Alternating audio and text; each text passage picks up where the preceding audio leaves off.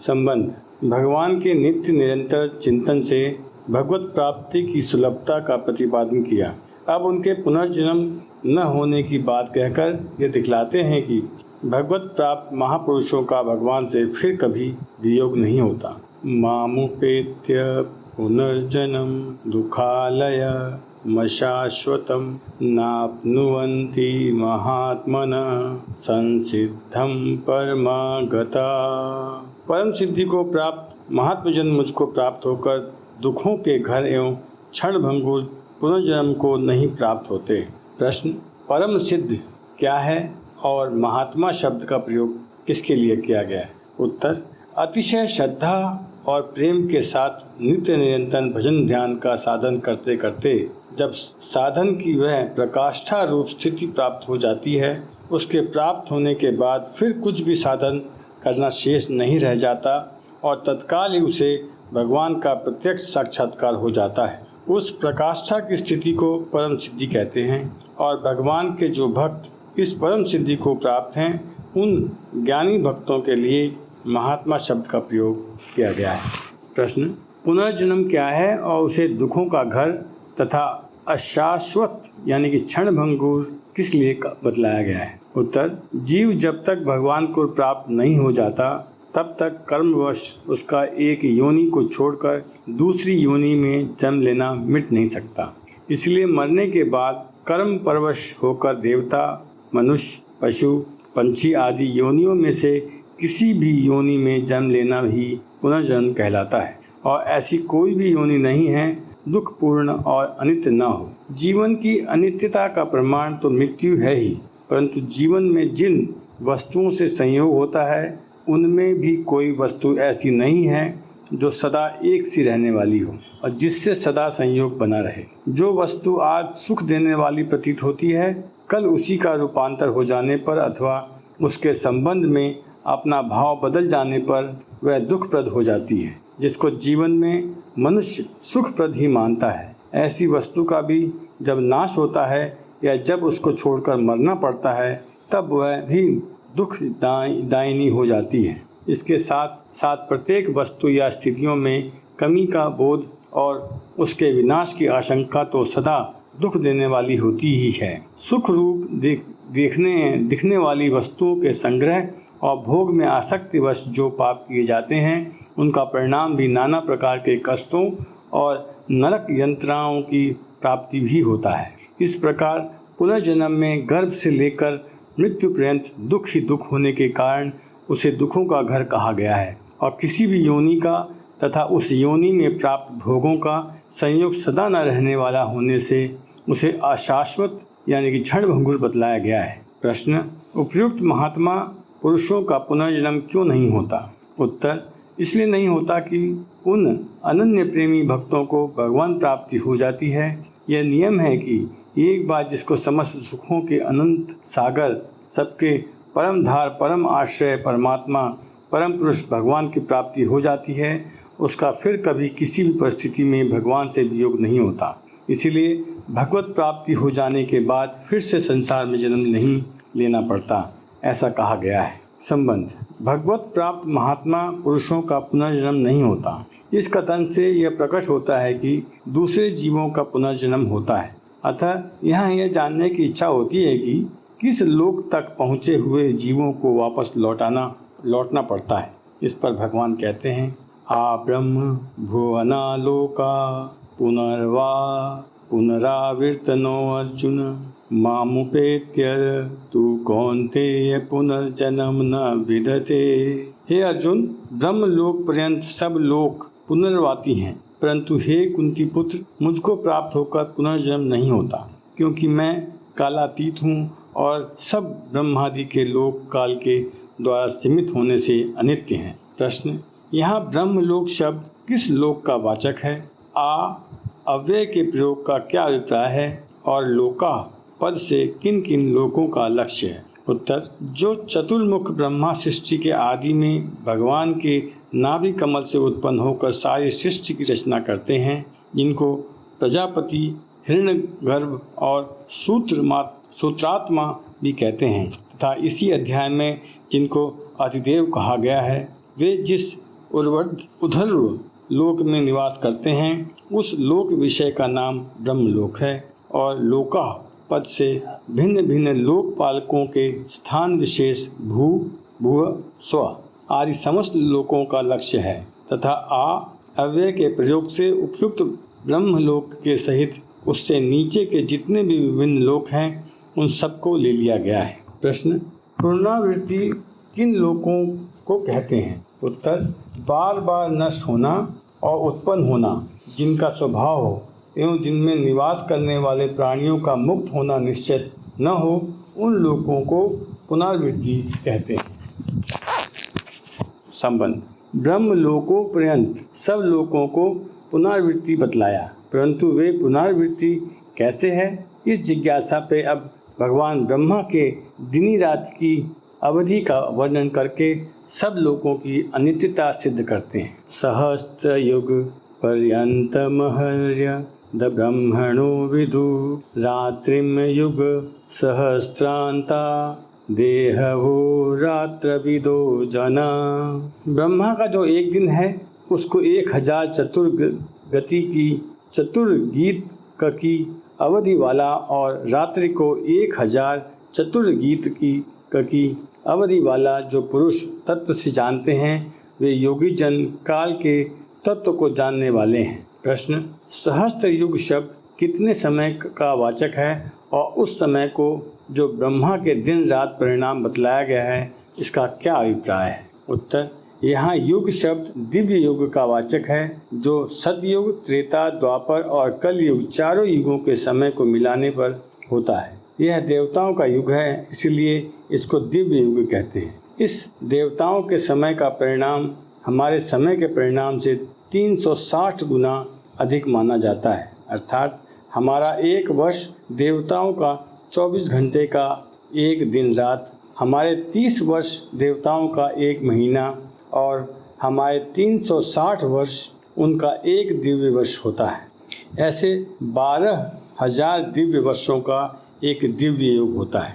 इसे महायुग और चतुर्युगी भी कहते हैं। इस संख्या को जोड़ने पर हमारे 40,020 वर्ष होते हैं। दिव्य वर्षों के हिसाब से 1200 दिव्य वर्षों का हमारा कलयुग, 2400 का द्वापर, 3600 का त्रेता और 4800 वर्षों का सतयुग होता है। कुल मिलाकर 12,000 वर्ष होते हैं। यह एक दिव्य युग है। ऐसे 1000 दिव्य युगों का ब्रह्मा का एक दिन होता है और उतने युगों की एक रात्रि होती है। इसे दूसरी तरह समझिए, हमारे युगों के समय परिणाम इस प्रकार हैं। कलयुग 4032 वर्ष, द्वापर 8064 वर्ष, त्रेता कलयुग 4032,000 वर्ष, द्वापर 64,000 वर्ष कलयुग से दुगुना, त्रेता 12,096 वर्ष कलयुग से तिगुना, सतयुग 17,028,000 वर्ष कलयुग से चौगुना, अर्थात 4 अरब 32 करोड़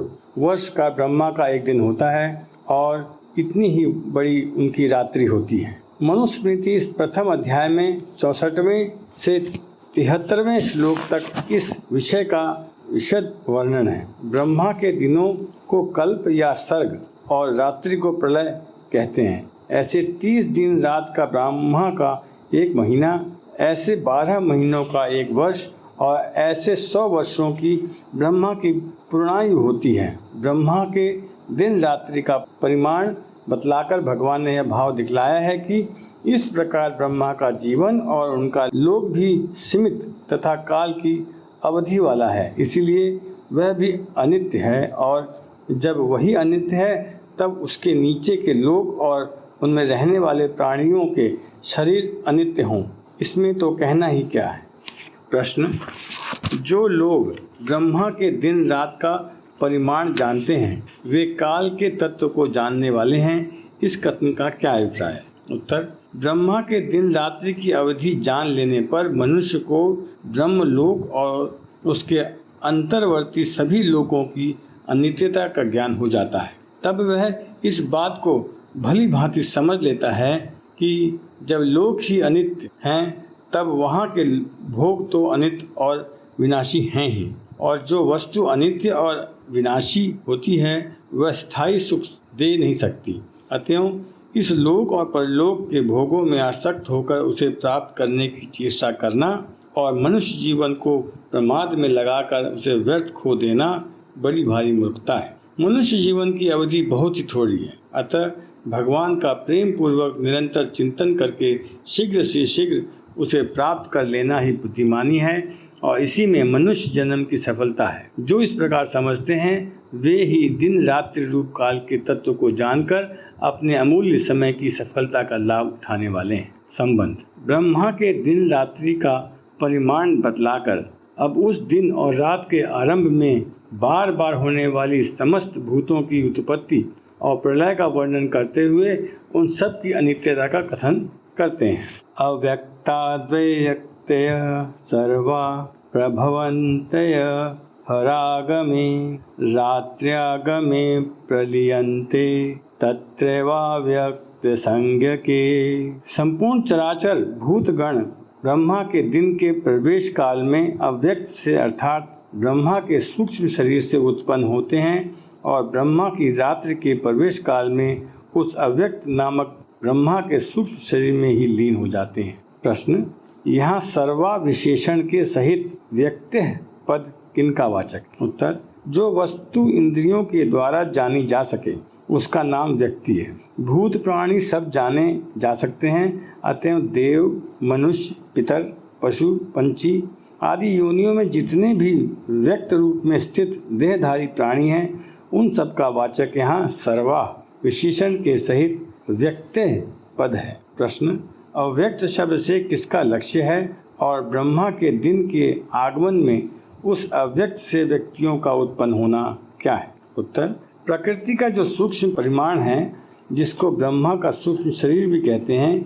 स्थूल पंच महाभूतों के उत्पन्न होने से पूर्व की जो स्थिति है उस सूक्ष्म अपरा प्रकृति का नाम यहाँ अव्यक्त। ब्रह्मा के दिन के आगमन में अर्थात जब ब्रह्मा अपनी सुषुप्त अवस्था का त्याग करके जागृत अवस्था को स्वीकार करते हैं तब उस सूक्ष्म प्रकृति में विकार उत्पन्न होता है और वह स्थूल रूप में परिणित हो जाती है एवं उस स्थूल रूप में परिणित प्रकृति के साथ सब प्राणी अपने अपने कर्मानुसार विभिन्न रूपों में संबंध हो जाते हैं। यही अव्यक्त से व्यक्तियों का उत्पन्न होना है। प्रश्न: रात्रि का आगमन क्या है और उस समय अव्यक्त से उत्पन्न सब व्यक्ति पुनः उन्हीं में लीन हो जाते हैं, इसका क्या अभिप्राय है?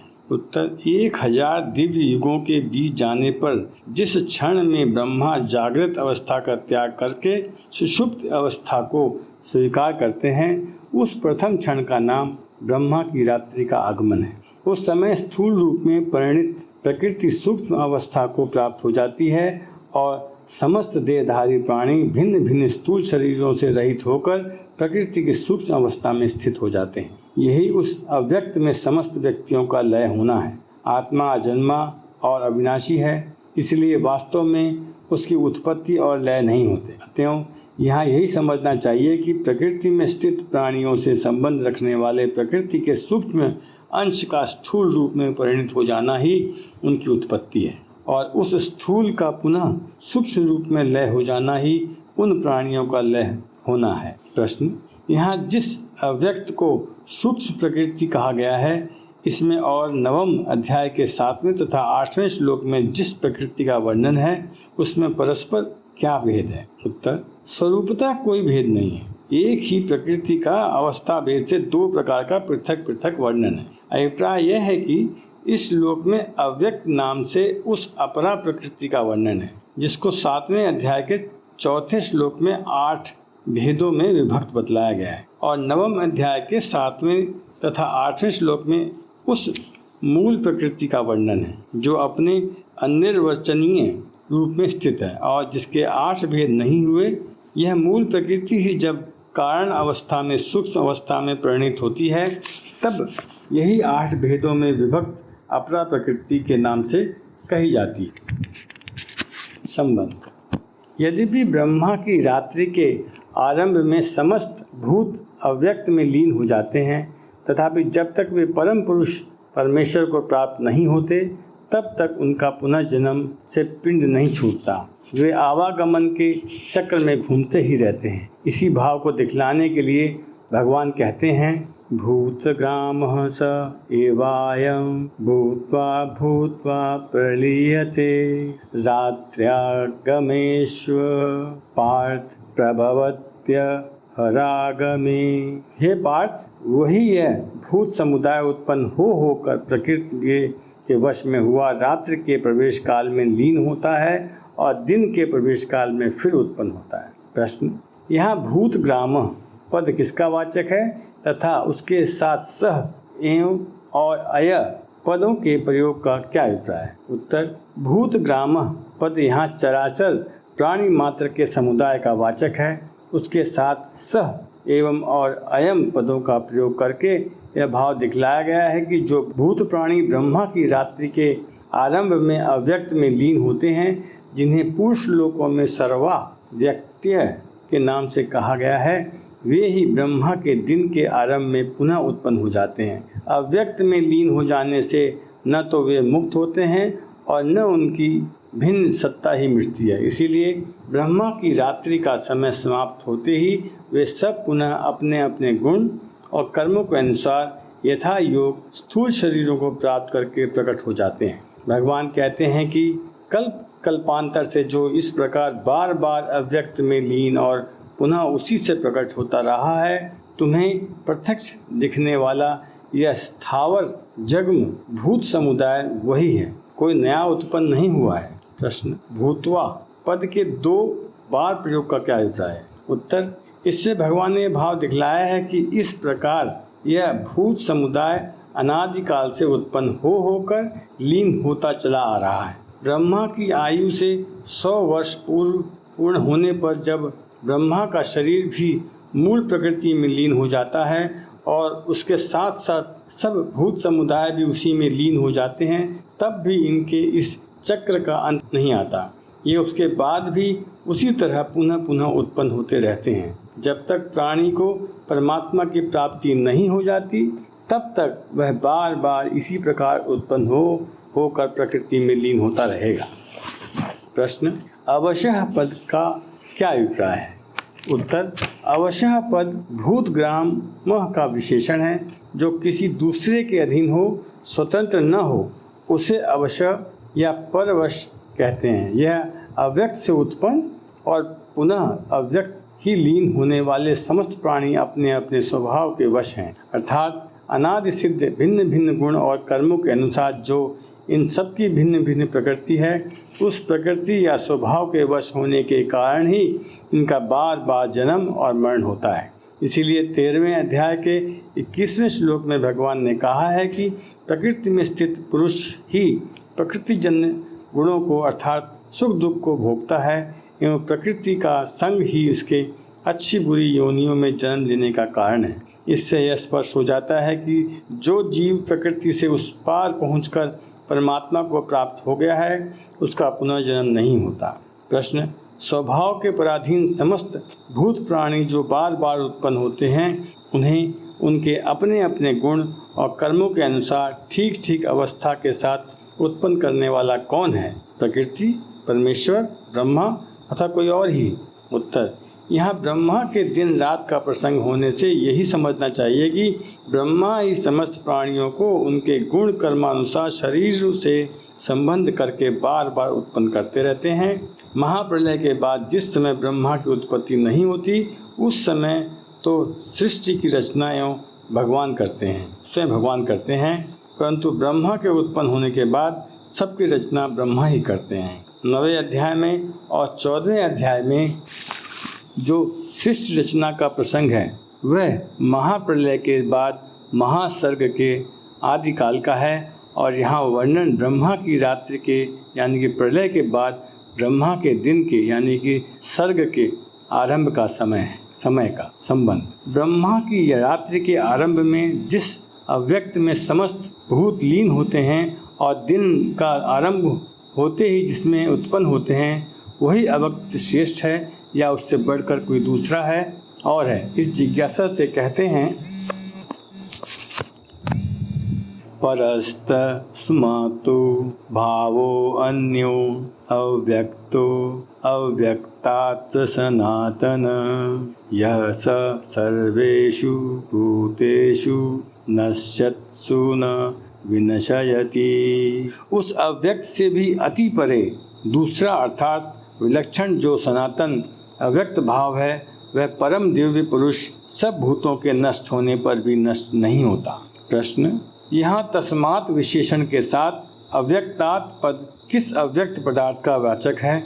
उससे भिन्न दूसरा अव्यक्त भाव क्या है तथा उसे परह अन्य और सनातन कहने का क्या अभिप्राय है? उत्तर, 18वें श्लोक में जिस अव्यक्त में समस्त व्यक्तियों यानी कि भूत प्राणियों का लय होना बतलाया गया है उसी वस्तु का वाचक यहाँ तस्मात् विशेषण के सहित अव्यक्तात् पद है। उससे भिन्न दूसरा अव्यक्त भाव तत्व वह है जिसका इस अध्याय के 4 श्लोक में अधियज्ञ नाम से 9वें श्लोक में कवि पुराण आदि नामों से 8वें और 10वें श्लोक में परम दिव्य पुरुष के नाम से 22वें श्लोक में परम पुरुष के नाम से और 9वें अध्याय के 4 श्लोक में अव्यक्त मूर्ति के नाम से वर्णन किया गया है। पूर्वोक्त अव्यक्त से यह अव्यक्त को पर और अन्य बतलाकर उससे उसकी अत्यंत श्रेष्ठता और विलक्षणता सिद्ध की गई है।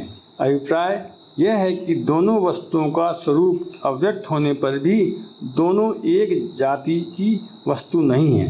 वह पहला अव्यक्त जड़ नाशवान और ज्ञेय है, परंतु यह दूसरा चेतन अविनाशी और ज्ञाता है। साथ ही यह उसका स्वामी, संचालक और अधिष्ठाता है। अतः यह उससे अत्यंत श्रेष्ठ और विलक्षण है। अनादि और अनंत होने के कारण इसे सनातन कहा गया है। प्रश्न, वह सनातन अव्यक्त सब भूतों के नष्ट होने पर भी नष्ट नहीं होता। इस वाक्य में सब भूतों से किसका लक्ष्य है? उनका नाश होना और उस समय उस सनातन अव्यक्त का नष्ट न होना वस्तुतः क्या है? उत्तर, ब्रह्मा से लेकर ब्रह्मा के दिन रात्रि में उत्पन्न और विलीन होने वाले अपने अपने मन, इंद्रिय, शरीर, भोग्य वस्तु और वास स्थानों के सहित जितने भी चराचर प्राणी हैं सब भूतों से यहाँ उन सभी का लक्ष्य है। महाप्रलय के समय स्थूल और सूक्ष्म शरीर से रहित होकर जो यह अव्याकृत माया नामक मूल प्रकृति में लीन हो जाते हैं वही इनका नाश है। उस समय भी उस प्रकृति के अधिष्ठाता सनातन अव्यक्त परम दिव्य पुरुष परमेश्वर प्रकृति सहित उन समस्त जीवों को अपने में लीन करके अपनी ही महिमा में स्थित रहते हैं। यही उनका समस्त भूतों के नष्ट होने पर भी नष्ट न होना है। संबंध, 8वें और 10वें श्लोक में अधियज्ञ की उपासना का फल परम दिव्य पुरुष की प्राप्ति, 13वें श्लोक में परम अक्षर निर्गुण ब्रह्म की उपासना का फल परम गति की प्राप्ति और 4वें श्लोक में सगुण साकार भगवान श्री कृष्ण की उपासना का फल भगवान की प्राप्ति बतलाया गया है।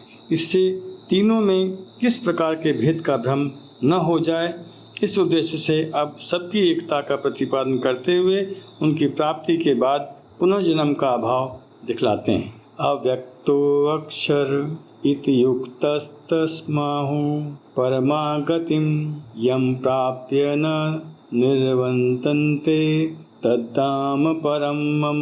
जो अव्यक्त अक्षर इस नाम से कहा गया है उसी अक्षर नामक अव्यक्त भाव को परम गति कहते हैं तथा जिस सनातन अव्यक्त भाव को प्राप्त होकर मनुष्य वापस नहीं आते वह मेरा परम धाम है। प्रश्न, यहाँ अव्यक्त और अक्षर पद किसके वाचक हैं? उत्तर, जिसे पुरुष लोक में सनातन अव्यक्त भाव के नाम से और 8वें तथा 10वें श्लोक में परम दिव्य पुरुष के नाम से कहा है उसी अधियज्ञ पुरुष के वाचक यहाँ अव्यक्त और अक्षर पद है। प्रश्न, परम गति शब्द किसका वाचक है? उत्तर, यहाँ परम विशेषण होने से यह भाव है कि जो मुक्ति सर्वोत्तम प्राप्त वस्तु है जिसे प्राप्त कर लेने के बाद और कुछ भी प्राप्त करना शेष नहीं रह जाता एवं जिसके प्राप्त होते ही संपूर्ण दुखों का सदा के लिए अत्यंत अभाव हो जाता है उसका नाम परम गति है। इसीलिए जिस निर्गुण निराकार परमात्मा को परम अक्षर और ब्रह्म कहते हैं उसी सच्चिदानंद घन ब्रह्म का वाचक परम गति शब्द है। प्रश्न, यहाँ परम धाम शब्द किसका वाचक है और उसके साथ अव्यक्त अक्षर तथा परम गति की एकता करने का और जिसे प्राप्त होकर वापस नहीं आते इस कथन का क्या अभिप्राय है? उत्तर, भगवान का जो नित्य धाम है वह भी सच्चिदानंदमय दिव्य चेतन और भगवान का ही स्वरूप होने के कारण वास्तव में भगवान से अभिन्न ही है।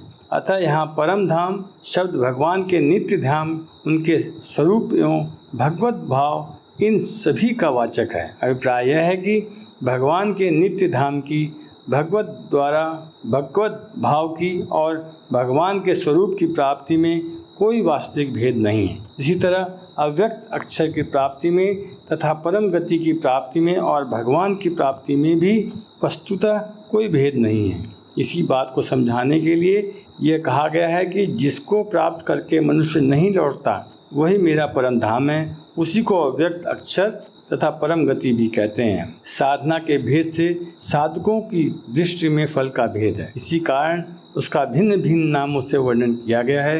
यथार्थ में वस्तुगत कुछ भी भेद न होने के कारण यहाँ उन सब की एकता दिखलाई गई है।